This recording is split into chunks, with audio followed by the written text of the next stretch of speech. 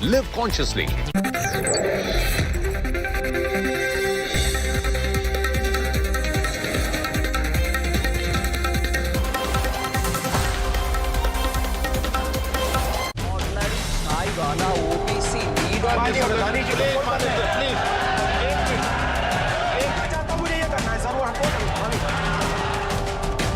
Budget showdown explodes.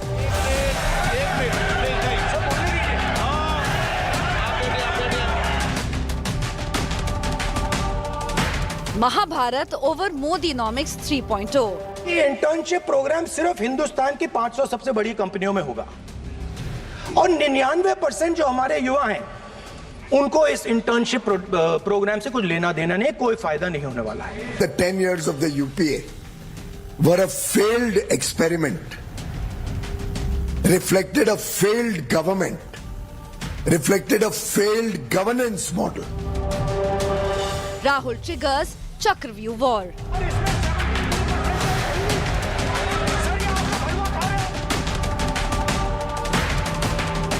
Union Minister Piyush Goyal hits out.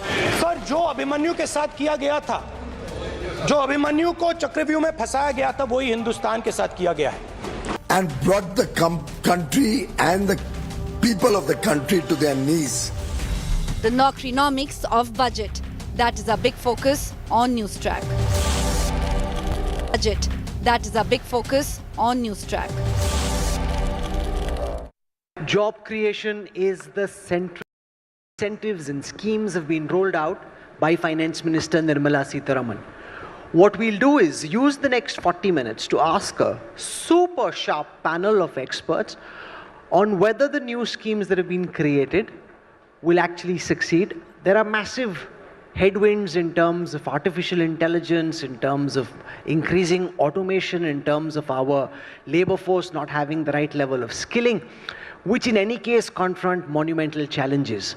How should India navigate the job challenge in the midst of these choppy waters? Join me in welcoming to the India Today, Business Today Budget Roundtable, Mr. Jayant Sinha. Thank you so much for joining us. One of the sharpest economic minds in politics and outside. Flanking him, we have Rajiv Vamani, chairperson of Ernst & Young and soon to be the president of the Confederation of Indian Industry. And we've got Sanjeev Bhikchandani, who wears many hats, but we hope to tap into his insights as the founder of Naukri.com in this particular conversation. So thank you all for joining us. I want to start by asking Jayant Sinha first, why you think that the set of incentives that have been introduced by Finance Minister Nirmala Sitharaman will actually succeed, and if so, how, in creating incremental jobs. You have a certain job outlook that all companies will have. The question is, why do you believe they will create additional jobs over and beyond what companies were already hoping to create this year? Mr. Sinha.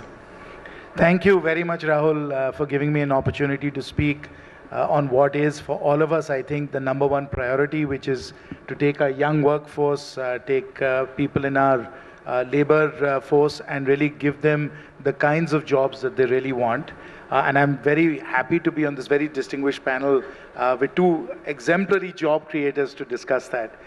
So let's really focus in on the budget. And as far as I'm concerned, I think the budget has got it right, very, very right, in fact, on three important dimensions. Number one, the focus is on formal sector jobs so that people get productive employment in high quality companies like the top 500 companies in the country. Number one.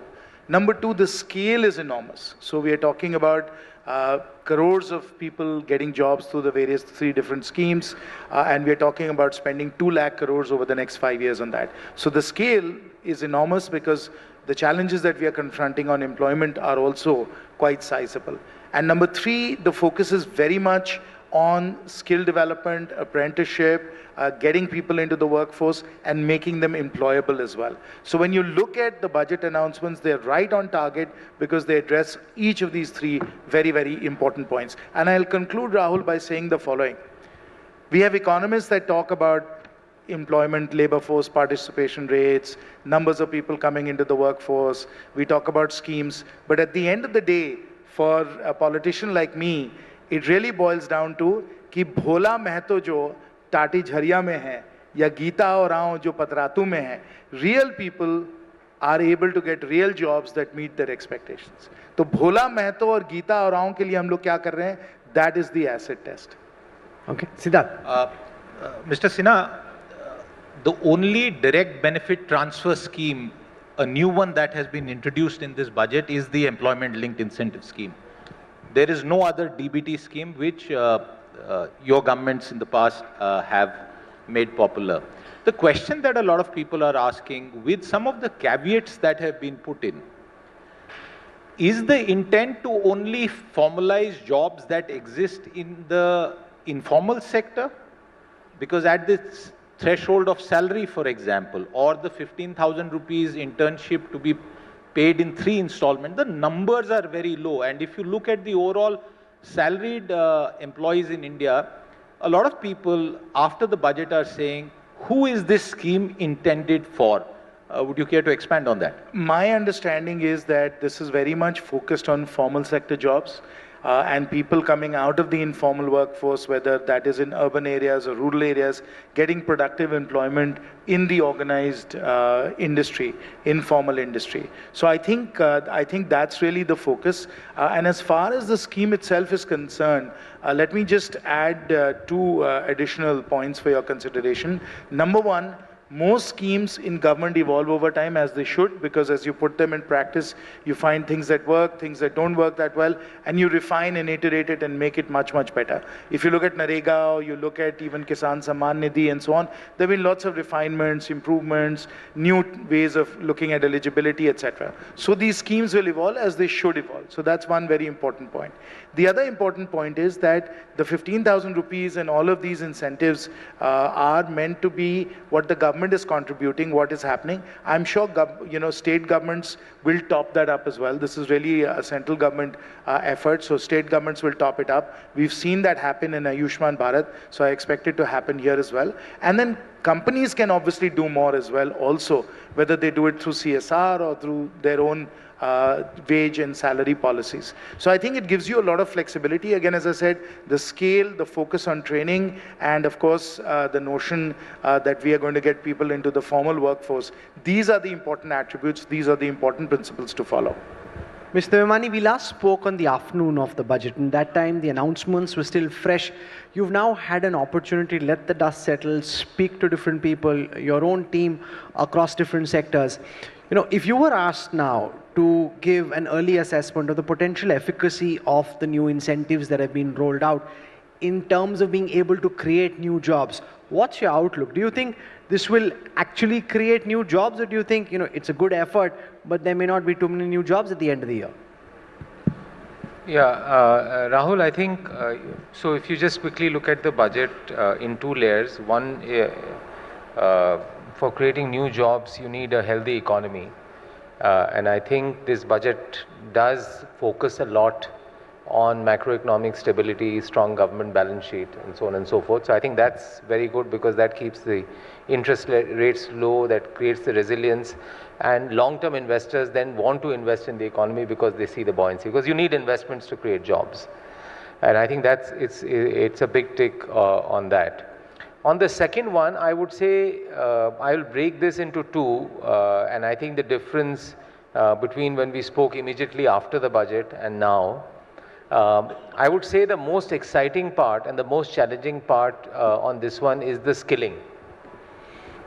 Because what's really happening right now is that one is, there are a lot of people who want jobs, and there are a lot of companies who are also looking for jobs as they're expanding. You would have seen some press announcements, press interviews from some very large companies, some of the largest companies, not having adequate people to fulfill their order books or whatever else it is.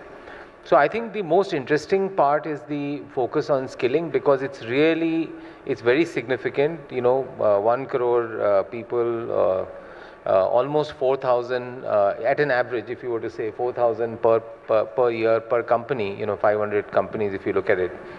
I think that's the one that's caught the imagination of a lot of people. Obviously, it's going to be an execution challenge.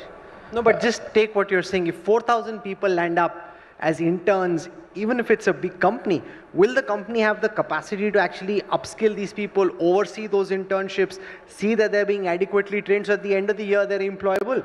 So they are all, so 4,000 is an average. Maybe there are some who will be happy with 200, there'll be some who can probably absorb 9,000, 10,000. So 4,000 is an average. I think in some sectors, like manufacturing, companies that are in the EPC space, their ability to absorb will probably be greater. In some other sectors, maybe someone in consumer goods and others, maybe their ability to absorb may be lower. But I think so therefore the execution is very, very important, Rahul. First is the demand side assessment on where these jobs will be available. I think that's very important. And a lot of work needs to be done there. The second is, how are you going to get 20 lakh youngsters between the age of 21, 24, who are happy to take an internship of 5,000 rupees a month. Where will you get those people? So there are people there, but just sourcing them and encouraging them to travel outside of their villages, towns or cities and going there, just getting that right. Third, then getting the companies, this right set of companies there, then ensuring that they're getting skilled and skilling certification. And for me, the most important test is, at the end of the day, those people have to get the jobs, because they have worked for a year, they probably worked in a very good company. That company may not have the ability to absorb all the talent, and suddenly they are back. So therefore, how do you make it transparent? So if an MSME is looking for hiring jobs, and suppose that MSME is in the manufacturing sector, he'll have top 20 manufacturing companies. Or if they are looking at welders or some people like that, they have top 10 companies, EPC companies, other companies where people have got trained in. And they can therefore, from there, they can absorb the talent. So I think if we can get this right, you can impact the life of potentially at 1 crore young children. Now, if you don't get it right, it may be, even if it's 20 lakhs, it's a big number. So I don't think there is one silver bullet that is going to change. As Jayant very rightly said, it's an iterative process, but it is bold, it hits at the right spot, it's going to be a real execution challenge, and how we engage industry and how do we leverage technology to get this executed will be very critical. But it's a real game changer. So, and you're absolutely right, Rajiv, that there are many challenges. One of the first things that's happened after the budget is the government is now moving towards one common database, which we still lack. Sanjeev, bringing you in and viewers and everyone who is here, when we thought of the session, once Sanjeev agreed, it became Naukrinomivs. And the reason is... I'm going to charge you royalty for this. Okay, there's one very important piece of data for all of you to consider, and Sanjeev knows this sector. Since 2017-18, the total number of what is called salaried jobs is around 118 million. Of the entire labor force in India, roughly 20% are formal salaried jobs. The rest are outside it. This data shows that 118 million as a number has basically remained more or less constant. And another set of data, Sanjeev, India Ratings said that 6 million unincorporated enterprises were shut down post-2016 and 16 million jobs were lost. The question, therefore, I'm asking you is that all of this put together over the next 5 years, is it only going to sort of replace what was the gap that was created, or will there be net incremental new job creation?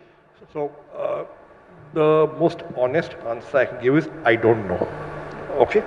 But listen, I'll come back to, the earlier thing of internship. I have something to say there. You see, it's really important. See, the macro is fine, we can talk about it, but it's really important to focus on the micro. What is it that causes people to acquire a skill? It's repeated practice. Any skill, repeated practice. You want to get into IIT, like Jayant did, you study a mathematical concept, maths concept, a little bit, and then you practice 500 sums, problems on that concept, you get better at it, you acquire the skill, right? So it's repeated practice. Now, repeated practice for skills that are used in jobs are typically acquired on the job, right? Not in the classroom. To a certain extent classroom, but mostly on the job, right? So if you open a skill development center, let's say in rural, in a district headquarters, say in Jharkhand, and you train people on how to repair mobile phones, and say, now go to Bombay and get a job, you will not get a job. And that was a problem with the NSTC model, right? You were training people in classrooms, hoping they would get jobs. They did not get jobs, not enough of them, right? So what you need, this internship program, is not just exposure and mindset change, all that. No, they will acquire skills by simply being there. Now, मैं दो कहानियाँ सुनाऊंगा आपको. So, a few years back, we were approached by this lesser-known business school in Delhi called Wigan and Lake College, right? Now, before they approached us, we never heard of it. They were operating out of Scenic Farm somewhere, right? And they came and said, listen, we've got a MBA program where the structure is like this. The classes are from 8 a.m. to 12 a.m. At 1 p.m., they have to work in a company. So, will you please take some interns? So, हमने मना कर दिया. ये क्या model है, right? Half day, right? They kept coming back. Finally, we said, okay, de do. And we went for interviews and we selected a few. Now, these people came. They would come by 1 o'clock. Okay? Each of them was attached to a salesperson, an area manager, or, The job was just tail the area manager for the first 3 months. Observe, think. And the area manager was told, isko kuch kaam dete rehna, let's see what happens. So they learned first, proposal kaise likhte hain. They would go on sales calls with them. They would keep quiet in the sales call. They would help them writing proposals. They would draft emails that can send to the client, all that. After 3 months, they got proficient at that. And then they were allowed to speak in sales calls. By that time, they got familiar with the product and how to sell it. Because 3 months, they tailed the salesperson. Right? There was no formal, internship program. It was just tail the guy, right? At the end of 6 months, they were allowed to submit, and they got into servicing calls, not sales calls, which is, existing client has a problem, fix it. Right? They began to interact with clients without the senior person being there. At the end of 6 months, they said, okay, you can make independent sales calls on small clients. Right? And they began to generate sales. At the end of 9 months, we had the head of Delhi branch saying, yeah, just give them permanent offers, go to drop out of the MBA program and come and join. And we absorbed all of them. So what happens in the internship, right, is people actually acquire skills by simply being there, observing, doing that. How does an automobile mechanic develop? He becomes a mundu. But how many such interns did you have? No? How many such interns? Our company, see, we don't have a formal program, right? This was a bit of an experiment, right? But all I'm saying is the model works, or the model can work, because we have seen it work, right? Where you are simply by being there, you acquire skills. By being there, you are getting supporters and allies in our system who fight for you, because they were saying, we want to hire this guy, right? If you are hardworking, sincere, and you become decent at your work, you will get absorbed. Okay. Now, a couple of hours can take 50, 100. I don't know how many we can take in a year. Okay. But maybe more. I do not know. But all I'm saying is that the internship system can work in developing skills and talent when people were earlier half-baked. Angrezi aati thi. We need that in our job as a salesperson talking to clients. But other stuff they didn't have, right? Another example I'll give you. There's an organization called the Delhi School of Communication. I don't know if you've heard of it. It trains people for the advertising and media and public relations industry. Simple concept. 7 to 1:30 classes, 2:30 they come for an internship every day. And they get them internships in advertising agencies, by and large. At the end of the program, they all get absorbed. Now, फायदा क्या है employer के लिए? फायदा ये है, you are getting in semi-skilled kind of talent, right, at a salary lower than you would have paid Sure. for a full MBA. What internship fee did you pay? I don't recall, yeah. But it was below what we pay a full-fledged management trainee. Sure. It was So less than we get that. Now Jayanji, the internship stroke apprenticeship program has certain visible advantages, and then it's about the rollout. I want to spend a moment on employment-linked incentives. Now, you've been a high flyer in corporate street. The fact is that most companies tend to have a hiring outlook for the year. If the government throws some financial incentives, which in a corporate setup aren't very substantial, just about like 15,000 rupees for a job of less than 1 lakh, will just the mere presence of such an incentive increase any corporate's appetite to hire more? Or is it that because the government post the general elections was under pressure, it had to be seen to be doing something to deal with the jobs challenge, therefore you're trying something in the fervent hope that if it doesn't help at max, at least it has some impact at the base? Things will definitely improve, Rahul, and I think it will have impact.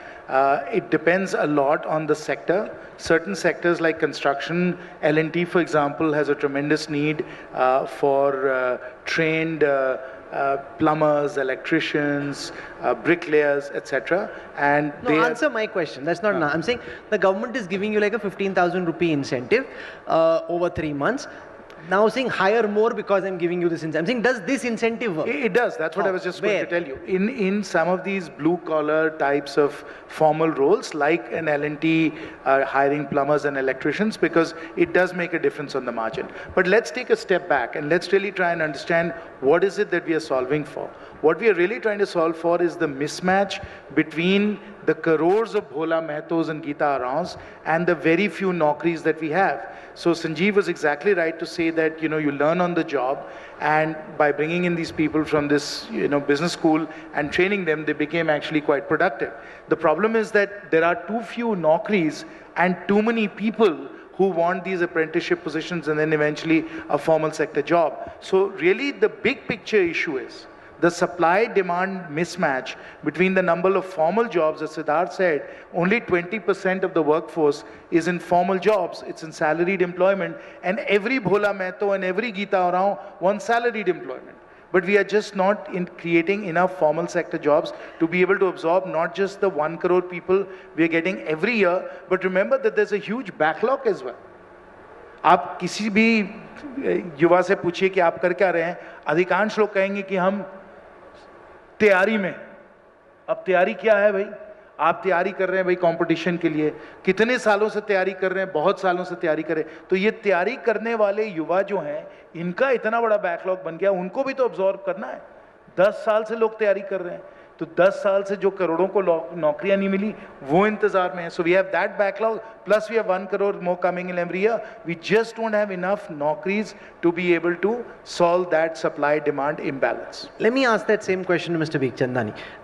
I'm trying to understand whether the principle of this financial incentive, in your view, could incentivize companies to hire more, or do you think it's just like trying something because something has to be tried? No, I think, look, the government will try 20 things, right? Maybe 5 will work. But if those 5 can scale up, then you have a good shot, okay, at achieving something. Now, will a whole bunch of people hire a lot of employees because they're getting a subsidy of 5,000 rupees? It may happen in some cases, may not happen in some cases, right? We have to wait and watch. But you see, Jayant is an important point. भाई सबको सरकारी नौकरी चाहिए, तो वो तैयारी में है. Now we also invest in startups. So I'll talk about 2 companies that we have invested in. The first is Zomato. Right? Now Zomato के पास 4-5 लाख राइडर हैं. They are not in employment, but they are earning a livelihood. और वो 25,000 रुपए कमा सकते हैं हर महीने, which is not bad, right? But Zomato says we are finding it hard to scale beyond 5 lakh people. ऐसे देश में बेरोजगारी इतनी है. No, the problem is that ये बहुत ही ज़्यादा मेहनत वाला काम है. धूप में जाओ 8-10 घंटे on your motorcycle, delivering stuff. These guys want office jobs. These guys want sarkari jobs. And that's the aspiration. Now, another company we invested in is called Adda 24/7. Adda 24/7 essentially prepares young people for the entrance exam for government jobs. Now, India में कम से कम 500-600 सरकारी नौकरियों के entrance exam होंगे across states, across the center, across ministries, across wherever, right? And there are lakhs of people who come to Adda 24/7 to practice. But the moment you offer them a chance to get a job in a private company, they're not interested. Not interested. Very few are, and some are, but very few. A sarkari naukri is still so aspirational in India for various reasons. Yeah, I'd sit at home, but I will. And let me just put in a fact here, Rahul, which is that, Siddharth mentioned that we have about 20% of people in salaried employment. Of those 20%, about 40% out of the 110 million or so, about 45 million, 4.5 crores, are actually in government employees of some kind or the other. So government is a big employer, but at the end of the day, it's still only in a workforce of 50-60 crores, it's only about 4-5 crore people. Again, so there's a tremendous supply-demand mismatch between people wanting government jobs and actually the number of government jobs in the economy. Rajiv, I want to come to you. Since Sanjeev spoke about Zomato, I can say that for a Delhi University College graduate, I know this, they offered 30,000 rupees as a monthly salary. The question, Rajiv, to you, and I have some numbers here, less than 10%. Who offered? Who offered? Zomato. In what role? Sales role. Less than 10% of these salaried jobs, and all of you should focus on these numbers, earn 50,000 or more. And 2/3 of this salaried workforce is at 20,000 or lesser per month. And only 44% have social security. So, Rajiv, the question, because you deal with the best and the biggest companies, those who actually employs in lakhs of numbers. Is the government trying to formalize job creation, or is it trying to create? Because whenever I look at this data, it seems to me that there is no new job creation that will happen on account of this money that is going to be spent. So, so I think if you look at the schemes, and responding to your question and the point Rahul mentioned, will this really be a nudge that the government wants it to be? I mean, that can be said for all incentives, whether, PLI is the nudge, can you not do without PLI, if it's attractive enough, what's the issue? So all these things are experiments, nudges, but you have to look at each of these schemes differently. So the one scheme is there are three sort of interesting features of these schemes. One is a lot of them are for first jobs. Secondly, a lot of them are focused on manufacturing. So I think, and third is, it is all linked to EPFO. So it's about formalization. So it is targeted at people who have just graduated or have graduated but have not got a job, trying to get them in the job. This issue of formalization is a big issue. Through the labor code, they had tried to do some more, but unfortunately it didn't get implemented fully. So I think that entire formalization is the second objective. And third is in manufacturing to create competitiveness, especially one of the schemes that was there, where they will be paying almost 24% over a period of, for a period of 3 years, if you are hiring more than 25% of your employees. So anyone who is significantly looking at setting up a new manufacturing unit or doubling their units, it's not an insignificant number. And then you have one more scheme which says that we'll pay you 3,000 rupees a month if you hire any fresher, kind of thing, as long as you're net. So generally it would say, if you're hiring, it's government for 2 years is subsidizing 3 to 4%, 5%. So hopefully it encourages people more to get there. I think, listen, formalization is very important, but I also think this is for net new jobs. But formalization is very important, and I think we have to, and through internship and through everything, one thing which is very good about internship is it exposes a lot of people who, and everyone in the panel said the same thing, that the yearning for a government job is just huge, especially if you go to smaller cities and towns. So at least it exposes through the internship program to people to get into other companies and say, okay, even the private sector is not as bad, not as challenging as the image that has been built. So I think the government is definitely trying to see formalization, people coming out of colleges, either getting internships or incentives. If you are in a small town and you've got a job letter, do you want to go, you don't want to go, okay, if you actually go, सरकार आपको 15,000 रुपए देगी, एक बार जाकर देख कर तो आओ कैसा है, तो वो आपको, you know, that nudge is also given. So I think they're trying to attack different from an economic standpoint, from a psychological standpoint, from a skilling standpoint. But formalization, net new jobs is important, but formalization is equally important. And jobs for the younger people are the ones that are the big focus area. One of the principal challenges in India, Jayanji, is about the kind of jobs that the youth crave. And we've spoken here about the clamor for government jobs, which is quite a crazy pursuit given the probability of being able to get through. Now, is there a way, because you've been in and out of government both, and you've contested from small towns, is there a way in which that psyche can be changed, or do you think this is just so deeply embedded in the Indian system that it is almost impossible to get people away from the clamor of the aspiration for a government job? So Rahul, one thing you have to understand about us Indians, we actually don't want a job. What we really want is service. हमें चाहिए service, यानी service लग जाए.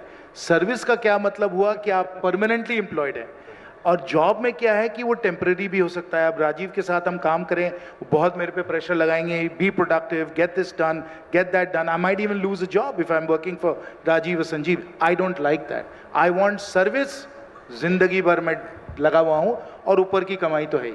सो if you have that mindset, getting people out of thinking about government, getting them to think about jobs, productivity, a 21st century workforce, when the mindset is fundamentally around service, sarkari service, and that's what you see around you. You've seen a system that's grown up that way. Now, the only way to solve that problem, Rahul, is we need to massively increase investments, given where we are.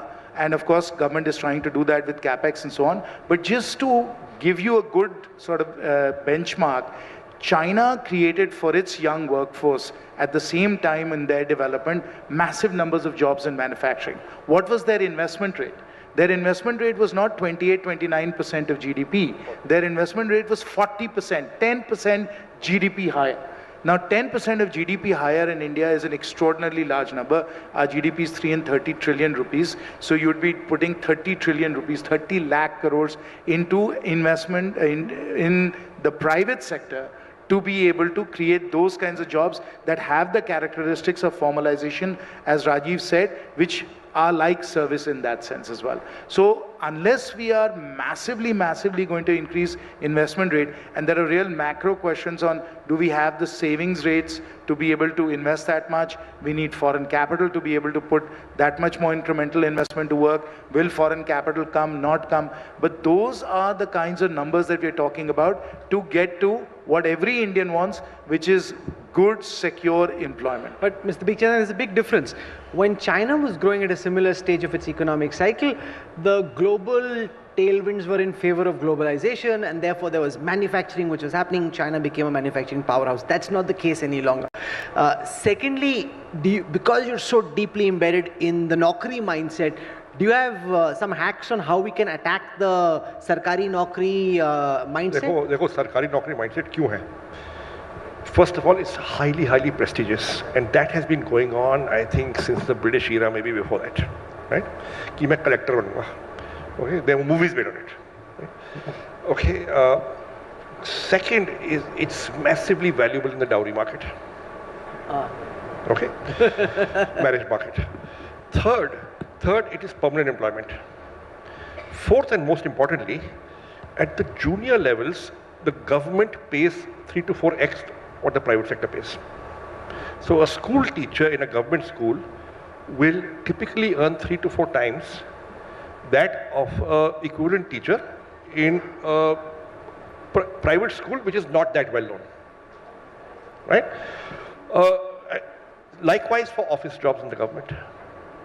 At the junior level, They pay much more than private sector. Can we do something to change that mindset? You can't pay them less. Okay? And let me tell you, you can't pay the private sector more because that's the market. So we live with it. As simple as that. Mr. Sinha, I wanted to come in on. Yeah, sure. So in 2003, my phone rang, right? Landline, right? And the voice at the other end said, "I am so and so. I'm Labour Commissioner, Government of Delhi. I want to speak to you." So my heart sank. I said, "Yeah, but have we messed up on some compliance? Why is the Labour Commissioner calling me up?" So he said, no, he's an IAS officer. He said, "I want to meet you because, I'm in charge of all the employment exchanges of Delhi, and there are 19 of them. And, you have done what we should have done. We've got, so I went to meet him. So he said, Sanjeev, हमारे पास 19 employment exchange Delhi में. We employ, I think 2,700 people, something like some number he gave me. And last year we placed 400 people. Okay. So I said, what is the funda? He said, देखो, we have got 3 lakh people registered with us, or 4 lakh people registered with us. They all want government jobs, right? And I said, what is the oldest registration? He said 1984. तो लोग 20 साल से हमारे साथ register हैं कि मेरे को सरकारी नौकरी चाहिए. And I said, what happens? And there's nothing. So जब requirement आती है, we have to send first come first served. So I said, you will send a CV that's 20 years old, right? For a job, he'll never get it, yeah. He said, but we are bound by rules, what to do? So I said, yeah, you should sell the real estate, make malls, earn a rent, you'll employ more people that way. That's a good point. Mr. Sinha, I want you to tell our audience and our viewers about the role that fast economic growth has played in other countries across the world in lifting people both out of poverty and creating sustainable job creation, because one of the features of this budget and the overall macro environment is that growth is slowing down and the government has chosen to remain on the path of fiscal consolidation. So how does this square up?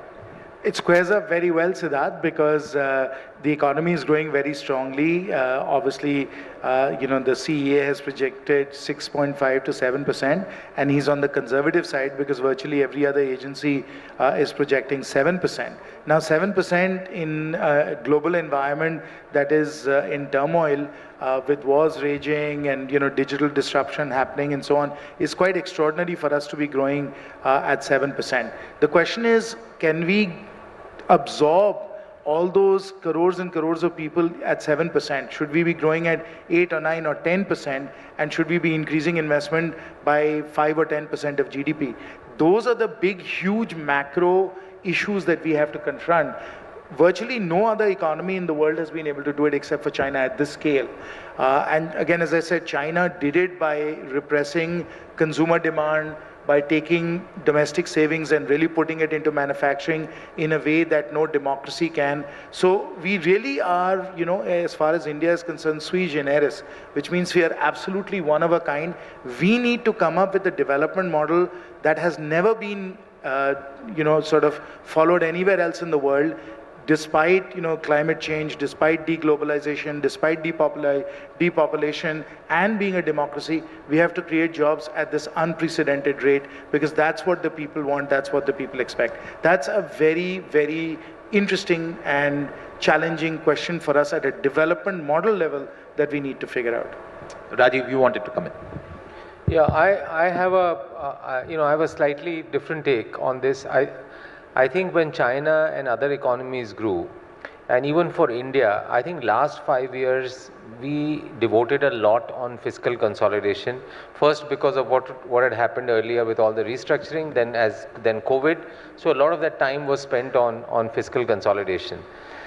I think now the government balance sheet is in a reasonable position and trending well. And if the global markets are volatile, as all of us talked about, then you need a strong balance sheet, but you also need a strong domestic consumption story. What's happening is that domestic consumption is growing at roughly half the rate of our GDP growth, which means our GDP growth is very investment-led.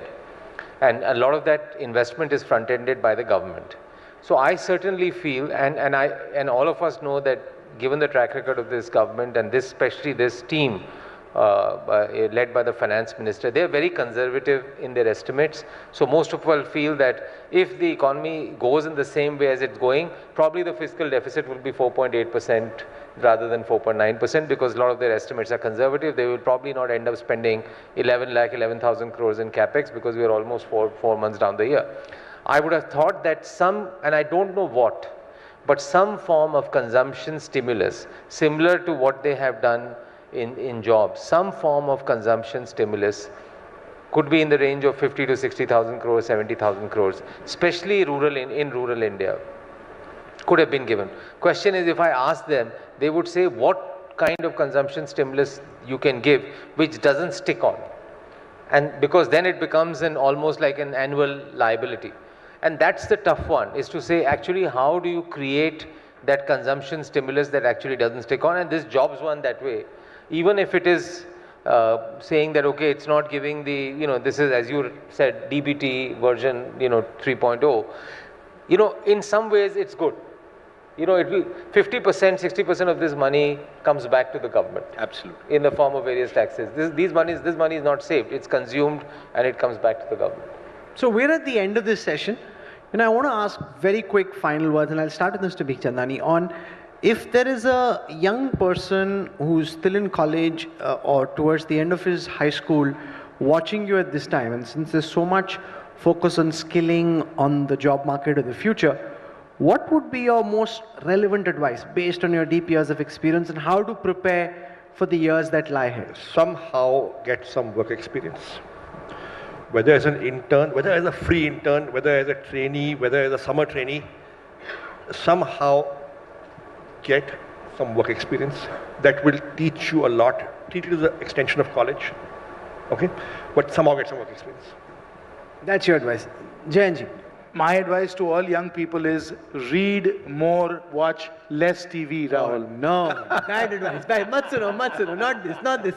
Something else, please. Yes, Rajiv Memani. Yeah, I would agree with what they've said. The only other thing I would say is that I think we have embraced technology much faster than what No, but they're anyone already so tech savvy. In what way are you suggesting it? No, just, one is mobile phones and everything else, but just embracing technology in everything that you're doing. And secondly, apart from regular academics, also, not to be averse to skilling and starting with vocational jobs to get in. Interesting. We've had an interesting conversation. The challenges are so deep and so acute. I'm not sure that we've got all the answers, but as this panel concurred, it's good to accept that this is a central challenge and at least make some effort in the direction of trying to find these jobs. And even if we don't reach where we need to, at least we are hopefully pulling in the right direction.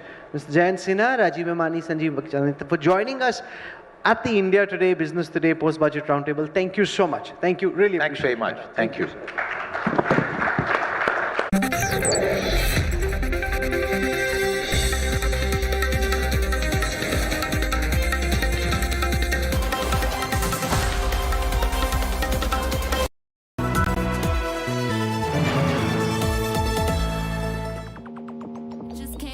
To say hello, I'm so fly. You took a nosedive. Careful when you play on my level. For you it's so.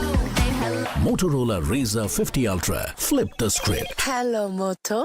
The India Today Media Institute believes in training students in independent and critical thinking so they can better analyze the world around them. The training at the ITMI is rigorous and multimedia with an aim to provide top-notch media professionals. Register now at www.indiatodaymediainstitute.in or call on 95600 65465.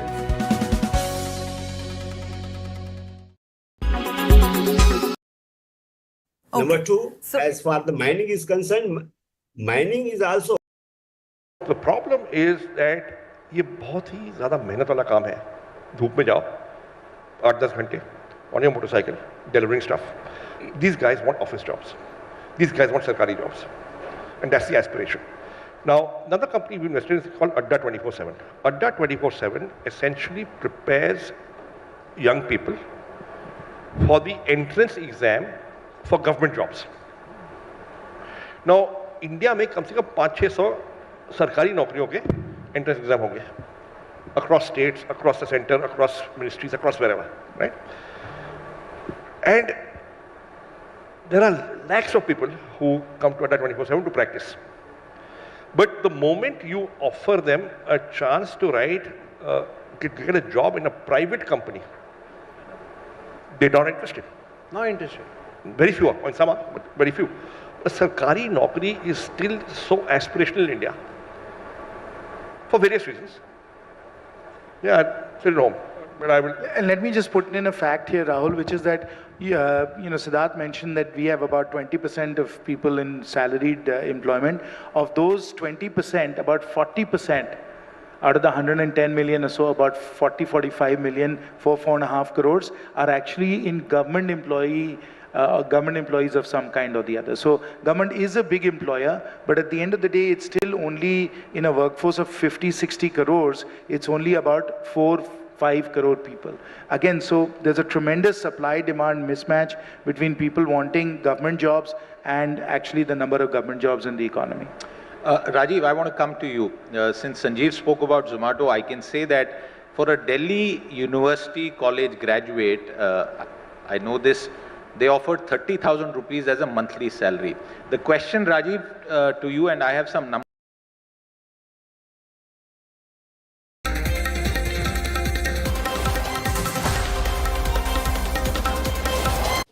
Welcome back. You're on board the news track. The landslides in Wayanad have claimed over 100 lives. Many more are still fear-trapped.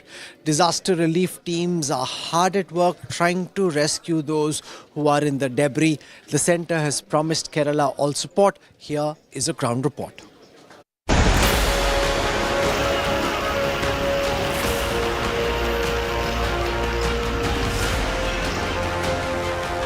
Destruction, deluge and deaths. Stalking Kerala's Wayanad, with deadly landslides striking multiple locations. Bodies of victims were recovered from destroyed homes. Dozens were buried under piles of mud.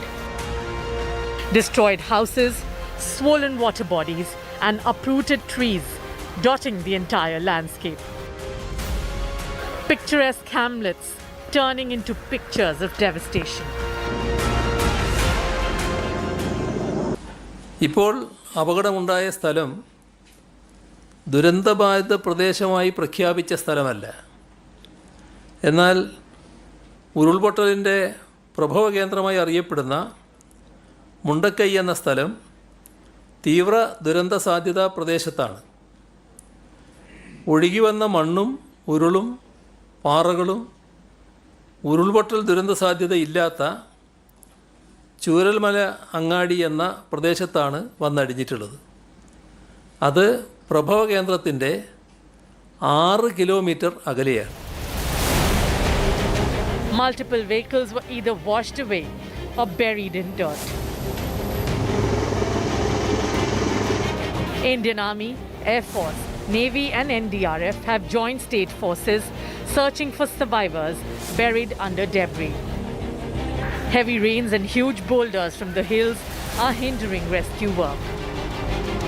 We have sent special teams to Wayanad, especially forensic team, forensic surgeons, forensic professors and others, and also orthopedic surgeons and pediatric surgeons. We have sent a team to Wayanad, and we are sending people also from, not only from Kozhikode, also from Trivandrum we are sending people. Many children are among the dead, whose count may rise as many are still missing. Prime Minister Narendra Modi spoke to Kerala Chief Minister, assuring central assistance. The Prime Minister also announced financial assistance for the survivors. Honorable Chief Minister himself is coordinating rescue disaster management operations from his office An IAS officer has been appointed as special officer. He will be camping in Wayanad, and CM has sent a team of 5 ministers to Wayanad. So they will be coordinating rescue operations in Wayanad. Kerala Chief Minister Pinarayi Vijayan has instructed officials to run rescue work at war footing. നമ്മുടെ നാട് ഇതുവരെ കണ്ടതിൽ അതീവ ദാരുണമായ പ്രകൃതി ദുരന്തങ്ങളിൽ ഒന്നാണ് ഇപ്പോൾ സംഭവിച്ചിട്ടുള്ളത്. ദുരന്തം തകർത്തെറിഞ്ഞ പ്രദേശങ്ങളിൽ രക്ഷാപ്രവർത്തനം ആകാവുന്ന എല്ലാ രീതിയിലും തുടരുകയാണ്. Kozhikode in Kerala is also facing severe rain havoc, leading to multiple landslides. Rescue teams are now racing against time to extricate survivors still buried under massive mounds of soil. With Shilpa Nair, Shibi Mol and Sagai Raj in Wayanad, Bureau Report, India Today. The Home Ministry has started to probe the drowning deaths at an IAS center in the national capital. Meanwhile, massive sealing and investigations are currently underway at other coaching academies, including the popular Drishti Academy. The Home Ministry promising that those who were guilty of not following the law will be acted against sternly.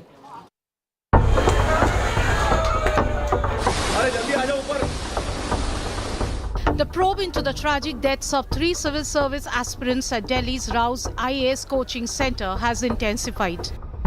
Cops are scrutinizing CCTV images, mobile phone recordings and versions of students and faculty to find what led to the disaster. The Home Ministry has formed a committee to investigate the tragedy. The probe will find what led to the tragedy and how to prevent recurrence. In continued crackdown, AAP Mayor Shelly Oberoi personally inspected and sealed multiple illegal basements. पूरी दिल्ली में ऐसे बहुत सारे coaching centres हैं जो basement में illegal अवैध तरीके से चल रहे हैं, जिन्होंने एमसीडी के बिल्डिंग बायलॉज की धज्जियां उड़ाकर रखी हैं. अब किसी भी कोचिंग सेंटर्स पर हम स्ट्रिक्ट एक्शन लेने वाले हैं. जितने भी ऐसे कोचिंग सेंटर्स हैं, किसी को भी बख्शा नहीं जाएगा और साथ ही अगर कोई अधिकारी इसमें दोषी पाया जाएगा तो उस पर भी कार्रवाई होगी. However, there is a bizarre twist in the ongoing probe. The arrest of Manoj Kathuria, the driver of an SUV who drove through the flooded lane outside Rouse IS Study Circle.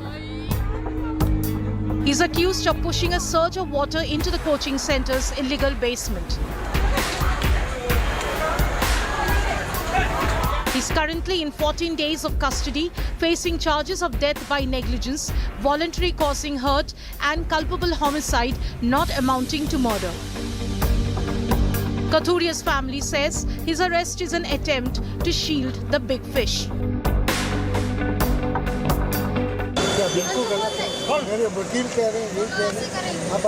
हमारा ये कहना था आज court के अंदर कि वहाँ पे जो सबसे पहला नेग्लिजेंस है वो उस आदमी का नेग्लिजेंस है जो वहाँ पे बेसमेंट के अंदर पे एक लाइब्रेरी चला रहा था. तो जो प्रॉक्सिमेट कॉज है वो इस इंसिडेंट अनफॉर्चुनेट इंसिडेंट का वो लाइब्रेरी चलाना था जो इलीगल था. दूसरा हमारा आर्गूमेंट था कि अगर वाटर लॉगिंग है तो एक सिविक अथॉरिटीज़ की जिम्मेदारी है कि वाटर लॉगिंग ना हो. अगर उस रोड के ऊपर कोई गाड़ी चला के जा रहा है, जिस बिल्डिंग उस रोड के ऊपर जो बिल्डिंग सिचुएटेड है उसके अंदर कोई अनफॉर्चुनेट इंसिडेंट हो रहा है तो इस आदमी को लायबिलिटी नहीं है. Students meanwhile continue to hit the streets. हमारी 6 डिमांड्स है. हमें प्रूफ ऑफ लाइफ चाहिए of the survivors. We also want the details of the disease. We also want copy of the FIR.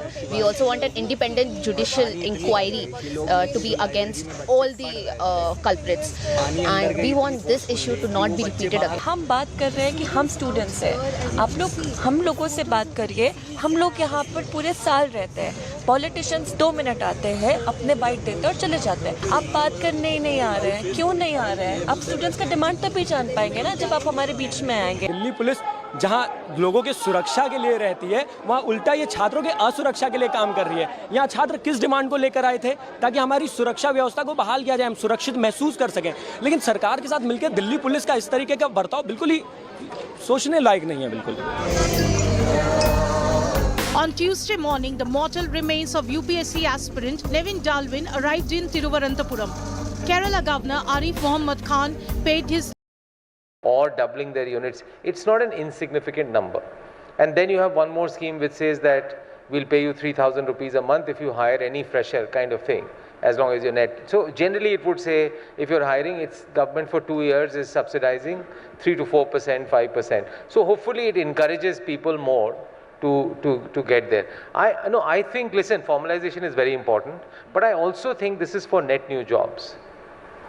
But formalization is very important, and I think we have to, and through internship and through everything, one thing which is very good about internship is it exposes a lot of people who, and you know, everyone in the panel said the same thing, that the yearning for a government job is just huge, especially if you go to smaller cities and towns. So at least it exposes through the internship program to people to get into other companies and say, okay, even the private sector is not as bad, not as challenging as the image that has been built.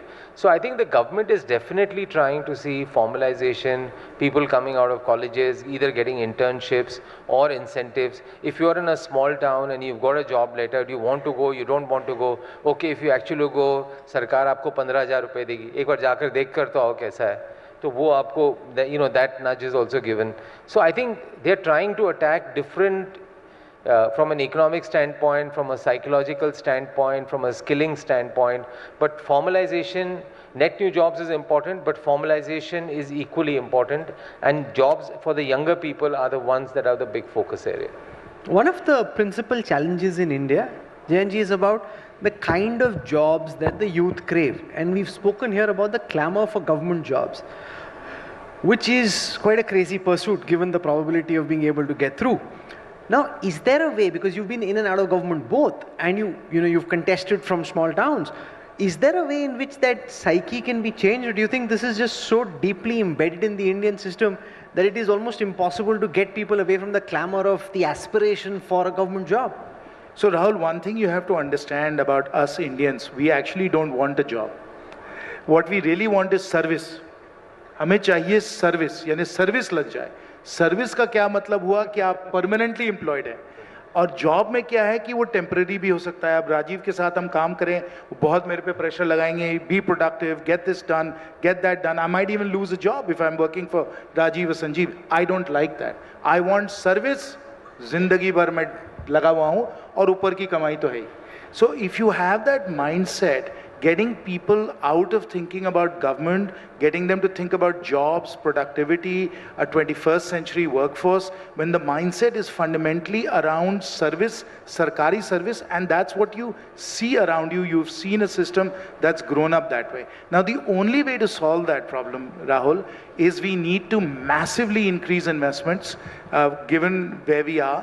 And of course, government is trying to do that with capex and so on. But just to give you a good sort of benchmark, China created for its young workforce at the same time in their development massive numbers of jobs in manufacturing. What was their investment rate? Their investment rate was not 28, 29% of GDP. Their investment rate was 40%, 10% GDP higher. Now, 10% of GDP higher in India is an extraordinarily large number. Our GDP is 330 trillion rupees. So you'd be putting 30 trillion rupees, 30 lakh crores into investment in the private sector to be able to create those kinds of jobs that have the characteristics of formalization, as Rajiv said, which are like service in that sense as well. So unless we are massively going to increase investment rate, and there are real macro questions on, do we have the savings rates to be able to invest that much? We need foreign capital to be able to put that much more incremental investment to work. Will foreign capital come, not come? But those are the kinds of numbers that we're talking about to get to what every Indian wants, which is good, secure employment. But Mr. Big China, there's a big difference. When China was growing at a similar stage of its economic cycle, the global tailwinds were in favor of globalization, and therefore there was manufacturing which was happening. China became a manufacturing powerhouse. That's not the case any longer. Secondly, because you're so deeply embedded in the Naukri mindset, do you have some hacks on how we can attack the Sarkari Naukri mindset? देखो सरकारी नौकरी mindset क्यों है? First of all, it's highly prestigious, and that has been going on, I think, since the British era, maybe before that, right? कि मैं collector बनूँगा, okay? There were movies made on it, right? Okay. Second is it's massively valuable in the dowry market. Okay? Marriage market. Third, it is permanent employment. Fourth and most importantly, at the junior levels, the government pays 3 to 4x what the private sector pays. So a school teacher in a government school will typically earn 3 to 4 times that of an equivalent teacher in a private school, which is